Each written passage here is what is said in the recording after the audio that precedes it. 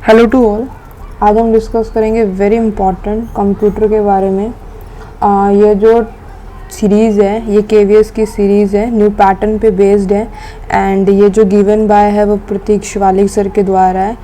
And आप उनसे contact कर सकते हैं, उनका व्हाट्सअप नंबर ये है और उनका टेलीग्राम जो लिंक है, ये बाकी सब चीज़ें हैं आप डिस्क्रिप्शन बॉक्स में दे सकते हैं, वहाँ से आपको सारे लिंक वगैरह मिल जाएंगे। ठीक है, सो हम कंप्यूटर से रिलेटेड चीज़ें डिस्कस करेंगे, जस्ट आंसर नहीं, बहुत सारी चीज़ें इसमें डिस्कस करेंगे। तो फर्स्ट क्या दे रखा है, ATM एब्रीवेशन बतानी है। तो ये तो आप सबको पता होगा कि इसका आंसर क्या है, ऑटोमेटिक टेलर मशीन है। ठीक है, जो एब्रीवेशंस होती हैं वो आपके टिप्स पे होने चाहिए, कंप्यूटर में हो या फिर और किसी चीज़ में हो, क्योंकि इनमें ज़्यादा कुछ बताया नहीं जाता। आपको ATM के बारे में पता होगा कि जिससे पैसे निकाले जाते हैं थ्रू द ATM कार्ड, और इसकी फुल फॉर्म ये है। ठीक है, आगे हम देखते हैं 1 बाइट कंसिस्ट ऑफ। इसमें बताने लायक है कि जो 1 बाइट जो कंसिस्ट करता है वो 8 बिट्स करता है। ठीक है, 8 बिट्स इसके अंदर करता है। तो जो ये बाइट दे रखा है ये है क्या, जो बाइट है ये क्या है, एक तरीके क्या है, बेसिक यूनिट है। ठीक है, और जो बेसिक यूनिट है क्या करती है, और ये क्या है, इंफॉर्मेशन की बेसिक यूनिट है, किसके अंदर होती है, इन द कंप्यूटर, कंप्यूटर के अंदर होती है। ठीक है, इन द कंप्यूटर। और किस लिए होती है, स्टोरेज के लिए होती है और प्रोसेसिंग के लिए होती है। तो हम कह सकते हैं कि it is a basic unit of the information in computer. कौन से फॉर्म में होती है, स्टोरेज फॉर्म में होती है, और एज वेल एज कौन से में होती है, एंड प्रोसेसिंग। ठीक है, अब यहाँ पे थोड़ा सा और बात करते हैं कि जो एक बाइट है, बाइट उसमें 8 बिट्स होती है। ये बिट जो है वो, इसकी फुल फॉर्म क्या है, इसकी फुल फॉर्म जो होती है वो होती है बाइनरी डिजिट। ठीक है, बाइनरी डिजिट जो होती है उसको हम क्या कहते हैं, बिट्स कहते हैं। ठीक है, अब जो बाइनरी डिजिट होती है इसके अंदर सिर्फ 2 वैल्यूज़ आती है, इसमें सिर्फ 2 वैल्यूज़ आती हैं। फर्स्ट वैल्यू कौन सी है, 0, और जो दूसरी वैल्यू है 1। तो आप इसमें बता सकते हैं इसमें सिर्फ 2 वैल्यूज़ आती हैं। 1 बिट जो होती है वो सबसे स्मॉल होती है, और 4 बिट्स को क्या कहा जाता है, 4 बिट्स को निब्बल कहा जाता है, NIBBLE निब्बल कहा जाता है। ठीक है, ये थोड़ी सी इंफॉर्मेशन होगी बाइट्स के बारे में या बाइट के बारे में। ठीक है, एक और क्वेश्चन कभी कभार कंप्यूटर में पूछ लिया जाता है कि 1 KB, जैसे MB हो गया, 1 KB में कितनी बाइट्स होती हैं। तो इसके बारे में भी आपको पता होना चाहिए कितनी होती है, 1024। अगर आपको ये पता है that means you have a basic knowledge of the computer. अगर आपको नहीं पता है then you have to make your basic knowledge strong, तो आपको स्ट्रॉन्ग बनानी पड़ेगी। ठीक है, आगे हम और थोड़ा सा देखते हैं इसके बारे में कि 23 क्वेश्चन में यहाँ पे क्या दे रखा है कि ALU की फुल फॉर्म क्या है, ALU की फुल फॉर्म क्या है। तो ALU की फुल फॉर्म है आपकी अर्थमेटिक लॉजिक यूनिट। ठीक है, हम 24 क्वेश्चन में देखते हैं यहाँ पे यूनिक्स ऑपरेटिंग सिस्टम वो क्या होता है। तो यूनिक्स जो ऑपरेटिंग सिस्टम होता है वो एक तरीके का क्या है, एक तरीके का वो है मल्टीटास्किंग। ठीक है, तो इसके बारे में थोड़ा सा अच्छे तरीके से डिस्कस करते हैं।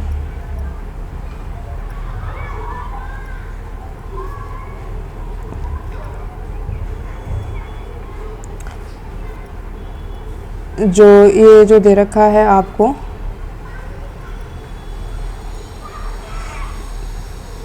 देखिए, तो जो दे रखा है ये, तो ये क्या है आपका, एक क्या है, मल्टीटास्किंग। फर्स्ट ऑफ ऑल ये कैसा है, एकदम मल्टीटास्किंग है। ठीक है, क्या है, मल्टीटास्किंग। ठीक है, और साथ ही साथ ये किस तरीके के सपोर्ट करता है, मल्टी यूज़र को सपोर्ट करता है। यानी मल्टी यूज़र मतलब कि ऐसा ऑपरेटिंग सिस्टम जिसमें बहुत सारे काम हो सकते हैं। ठीक है, और एक ही टाइम पे बहुत सारे यूज़र्स के साथ। अब इसके अंदर ये क्या है, ये एक तरीके का क्या है, ग्राफिकली यूज़र है। अगर इसको कोई यूज़ करेगा, कैसा है, एक ग्राफिकली यूज़र है। इसका इंटरफेस कैसा है, इसका जो इंटरफेस है, इंटरफेस सिमिलर टू विंडो। तो जो इसका इंटरफेस है वो विंडो से थोड़ा थोड़ा सिमिलर करता है। किस वे में? द सपोर्ट इजी नेविगेशन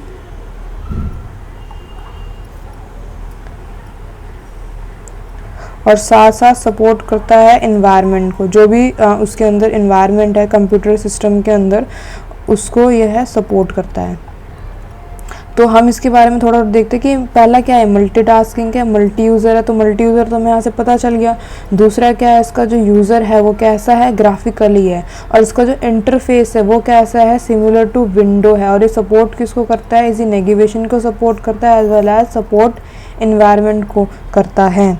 अब बहुत सारे ऐसे पॉपुलर वैरायटीज़ है यूनिक्स सिस्टम के अंदर, तो हम उसके बारे में डिस्कस करते हैं। तो फर्स्ट हम ले लेते हैं मैक।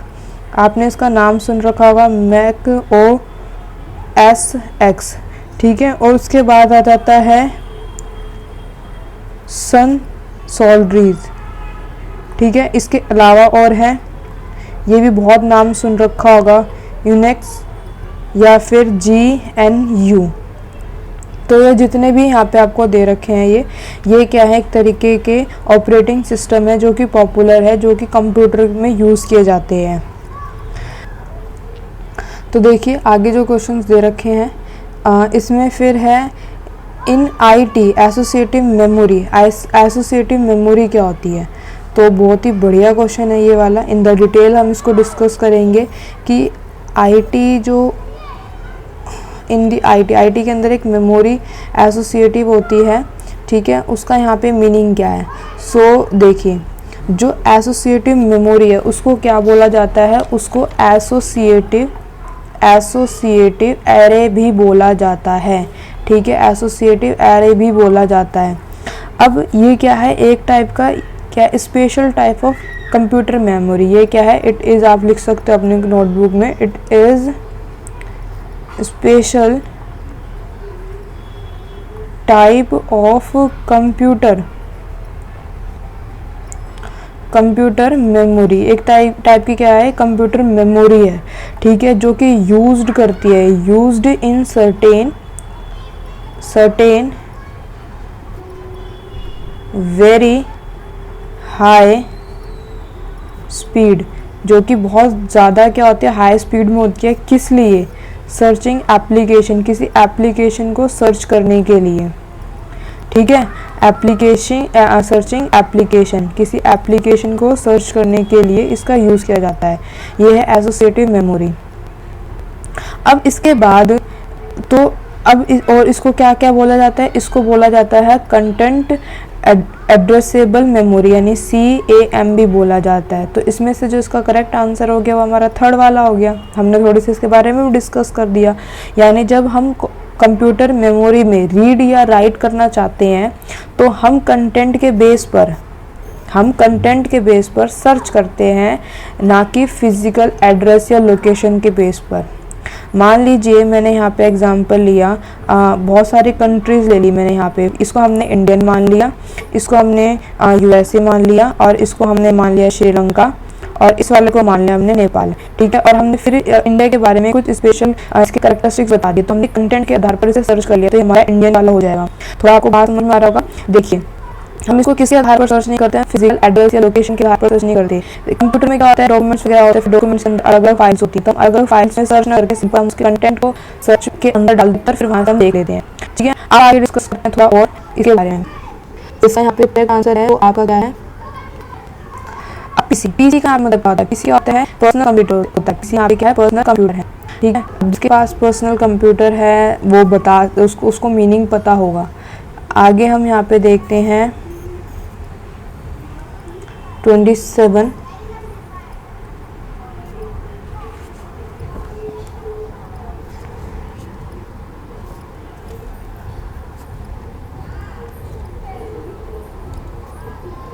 देखिए 27 में यहाँ पे क्या है, इसमें बताना है the first operation electronic digital computer is. तो एक इलेक्ट्रॉनिक डिजिटल कंप्यूटर बताना है, ठीक है, तो जो हम डिजिटल कंप्यूटर बताएंगे तो इसका जो करेक्ट आंसर होगा वो क्या होगा।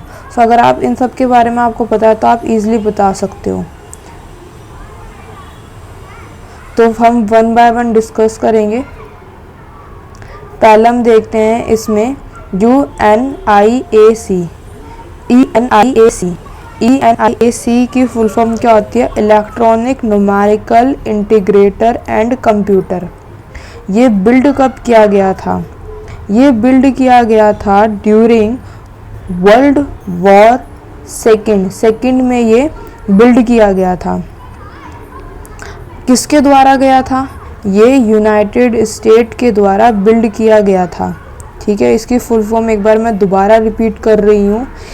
ई से होता है इलेक्ट्रॉनिक, एन से होता है न्यूमेरिकल, आई से होता है इंटीग्रेटर, एंड से होता है, ए से होता है एंड, एन सी से होता है कंप्यूटर। ठीक है, अब ये किस लिए यूज़ किया था? तो यहाँ पे एन यानी न्यूमेरिकल, तो ये न्यूमेरिकल प्रॉब्लम को सॉल्व करने के लिए बिल्ड किया गया था।